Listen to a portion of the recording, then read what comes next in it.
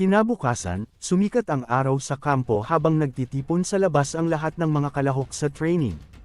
Namataan ni Xiao Yuanzhong si Lin Zishan at masaya itong binati, tila wala na siyang sama ng loob tungkol sa nakanselang laban kahapon. Tinugon naman ni Lin Zishan ang bati. Habang magkasama, tinanong ni Lin Zishan si Xiao Yuanzhong kung totoo ba ang mga balita na ang nakababatang henerasyon ng kanilang military district ay nakapasok na sa Sourceland para mag-ensayo. Umiling si Xiao Yuanzhong at sumagot na halos hindi pa ito maituturing na tunay na pagpasok. Naguluhan dito si Lin Zishan, kaya nagpaliwanag pa si Xiao Yuanzhong. Sinabi niya na ang militar ay nagtayo ng mga fortified city sa loob lang mismo ng bukana ng Sourceland. Gayunpaman, ang mga batang sundalo na nasa ordinary creature level pa lang ay nakakulong sa loob ng mga lungsod na ito para gumawa ng mga simpleng trabaho. Mahigpit silang pinagbabawalang lumabas sa tunay na kagubatan, na puno ng mga mapanganib at primitibong labanan. Idinagdag niya na imposibleng tunay na mag-explore sa source hanggat hindi umaabot ang biological level ng isang tao sa advanced stage. Ipinaliwanag niya na kung paanong ang mga exotic beast ay itinataboy ng world power kapag sinusubukan nilang pumasok sa mundo, nakararanas din ng mga taga-mundo ng katulad na repulsion force kapag pumapasok sila sa source land. Ang invisible na puwersang ito ay sinusubukang itaboy sila palabas, at pangunahing nakakaapekto sa mga wala pa sa advanced level. Gayunpaman, nilinaw ni Xiao na mas matindi ang repulsion para sa mga beast na sumasakop sa mundo. Sa katunayan, ang lakas ng maraming exotic beast ay sadyang pinahihina ng world power ng mundo. Nang marinig ito, tila may napagtanto si Lin Zishan. Sa huli ay naintindihan na niya kung bakit nagagawa ng mga gene fuser sa mundo na talunin ang mismong mga nilalang kung saan nagmula ang kanilang kapangyarihan. Lumalaban pala ang mga beast ng may malaking dahado. Biglang naputol ang kanilang usapan ng isang makapangyarihang figure ang tumalon mula sa langit at lumapag sa harap ng grupo. Sa tindi ng impact, nagbitak ang semento sa kanyang kinatatayuan. Malakas na nagtanong ang lalaki kung narito na ba ang lahat. Agad na sumaludo at tumayo ng matuwid si Xiao Yuanzhong sabay ulat na kumpleto na ang lahat. Ang lalaki ay isang malaki at maskuladong instructor na naka-tactical gear. Ipinakilala niya ang sarili bilang si Lu Tianrang o kilala sa tawag na Instructor Bantag, ang punong instructor para sa special training. Prangka niyang sinabi na hindi siya magsasayang ng oras sa mahahabang talumpati dahil narito sila para magpakitang gilas, hindi para magdaldalan. Habang pinagmamasdan si Instructor Bantag, lihim na tinansya ni Lin Zishan ang lakas nito. Napansin niyang ang biological level ng instructor ay nasa advanced rank 6, sapat na lakas para maging dean sa alinman sa dalawang malalaking universidad. Inanunsyo ni Instructor Bantag na hahatiin niya ang mga kalahok sa pansamantalang grupo, na may kabuuang 4 na koponan. Ipinaliwanag niya na magsisimula agad ang isang entrance assessment at ang tunay na pagsasanay ay magsisimula lamang kapag naipasa ang pagsusulit na ito. Mabilis na nabuo ang mga grupo. Nakahinga ng maluwag si Lin Zishan nang malaman niyang magkagrupo sila ni Shen Qinghan. Kasama rin nila sina Xiao Yuanzhong, isang estudyanteng nagngangalang Jiang Kai, at isang matangkad at maskuladong tomboy mula sa Capital University na si Shangguan Yuying. Masayang nagkomento si Shen Qinghan kung gaano sila kaswerte na hindi sila nagkahiwalay sa pagpili. Dinala ni Instructor Bantag ang mga koponan sa isang malaki at nakalululang 3 palapag na gusali at ipinaliwanag ang mga patakaran. Bawat palapag ay may serye ng mga checkpoint. Para makapasa, kailangan nilang malampasan ang lahat ng ito at makarating sa rooftop sa loob ng 3 oras. Itinuro niya na ang unang palapag ay may 4 na pader, at bawat isa ay may pinto sa gitna. Ang 4 na koponan ay papasok sa magkakaibang pinto para magsimula. Matapos silang batiin ng good luck, walang kahirap-hirap na tumalon si Instructor Bantag paakyat sa bubong ng gusali sa isang lundag lang. Mula sa itaas, isinigaw niya ang hudyat para magsimula ang assessment. Humakbang pasulong si Lin Zishan at ang kanyang grupo, papasok sa madilim na gusali, handang harapin ang anumang hamon na naghihintay sa kanila. Agad na nagsimula ang special training assessment pagkapasok ng mga estudyante, at dito ay matagumpay na nairaos ng Team D ang grupo ni Lin Zishan ang unang level ng walang kahirap-hirap sa gitna ng mga putukan at mga harang. Pero laking gulat nila nang tingnan nila ang progress screen, habang kakatapos lang nila sa unang level, ang tatlo pang ibang grupo ay nasa ikatlong level na agad. Ang second level naman ay isang mapanlinlang na intelligence test, isang laro ng bato-bato pick laban sa isang AI.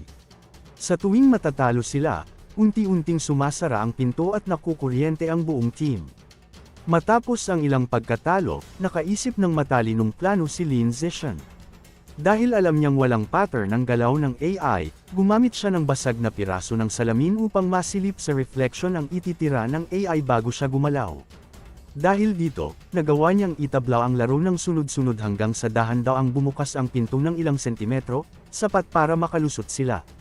Pagdating nila sa lounge ng ikatlong palapag, isang nakagigimbal na balita ang bumungad sa kanila sa screen, eliminated na pala ang lahat ng tatlong grupo, ang Team A, B, at C.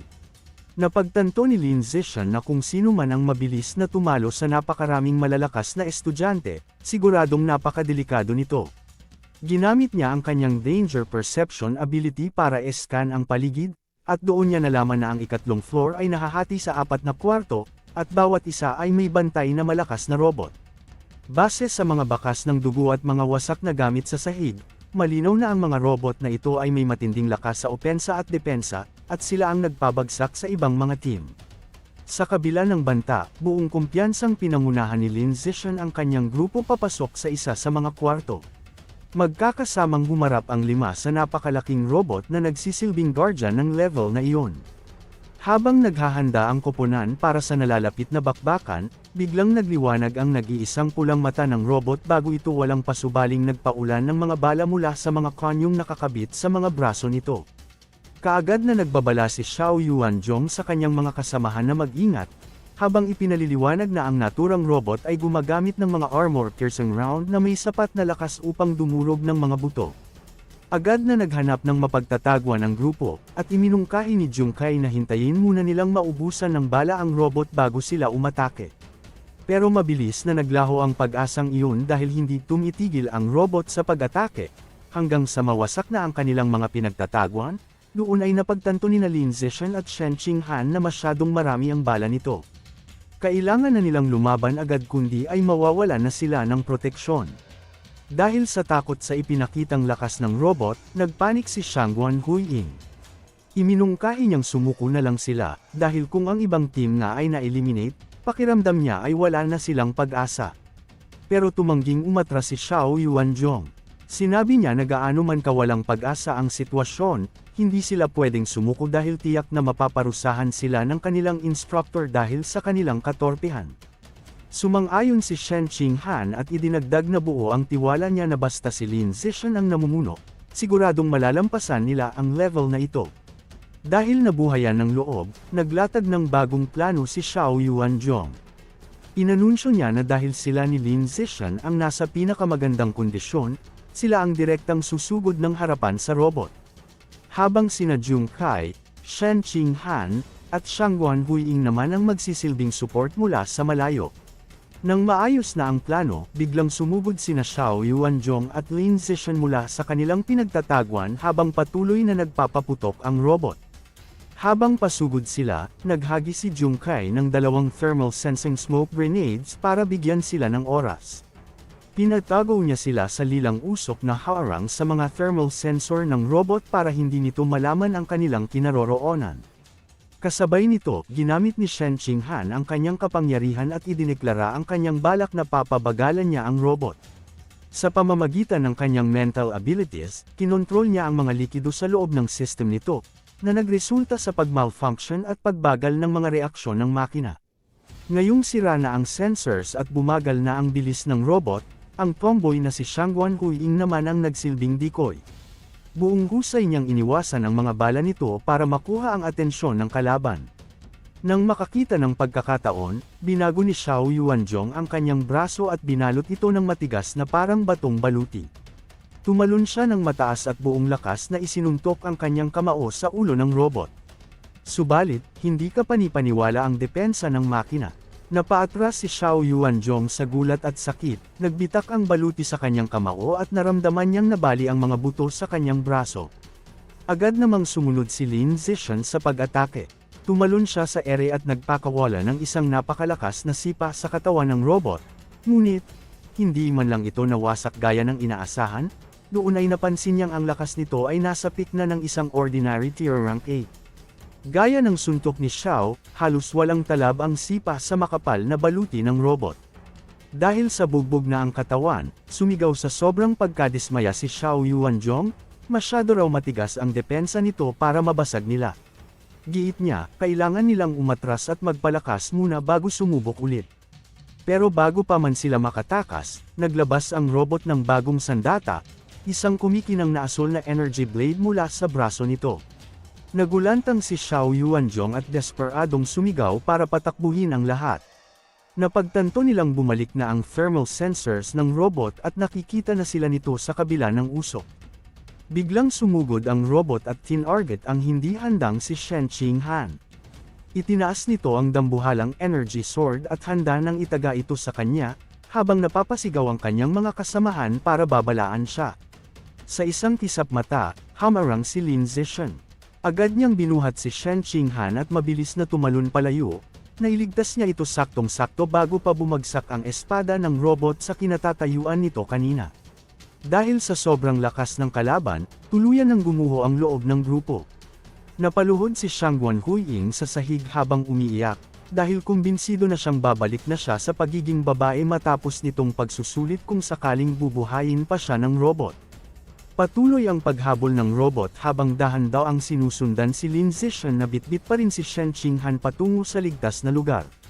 Pagkababa sa kanya, kalmadong sinuri ni Lin Zishan ang sitwasyon. Naisip niya na sagad na ang lakas ng lahat at tapos na ang practice ni Shen Qinghan. Dito nabunyag na ang mapanganib na laban na ito ay ginamit lang pala niya bilang pagsasanay para sa dalaga. Dahil sapat na ang lahat, nagdeklara si Lin Zishan na oras na para tapusin ang level na ito. Buong kumpiyansa siyang sumugod para harapin ang susunod na atake ng robot, handang-handa na tapusin ang laban ng mag-isa. Samantala, sa rooftop ng training building, ginagamot na ang mga sugat ng mga estudyante mula sa unang tatlong grupo. Nagrereklamo sila kung gaano kahayop sa lakas ang robot sa ikatlong level, at nagtataka kung paano ba iyon mapapasa ng kahit sino. Naisip ng isang estudyante na baka sadyang ginawa itong imposible para lang maipakita ng mga instructor ang kanilang kapangyarihan. Habang magkakasamang nakaupo ang mga sugatang sina Gao Mo, Lai Moyu, Mi Wei, at Luo Yongjian, pinag-uusapan nila ang sitwasyon. Nagtataka si Gao Mo kung ano na ang nangyayari sa Group D dahil hindi pa rin sila lumalabas. Pero binaliwala lang ito ng iba. Giit nila, ang team ni Lin Zishan ang pinakamahina at pinakahuli sa lahat, kaya siguradong wala silang pag-asang makalusot. Subalit, saktong mga sandaling iyon, biglang nayanig ang buong rooftop sa isang napakalakas na pagsabog. Nagpanik ang mga estudyante at akala nila ay may lindol. Napanganga sa matinding gulat si Instructor Lu Tenrong at ang iba pa nang makita ang dahilan ng gulo.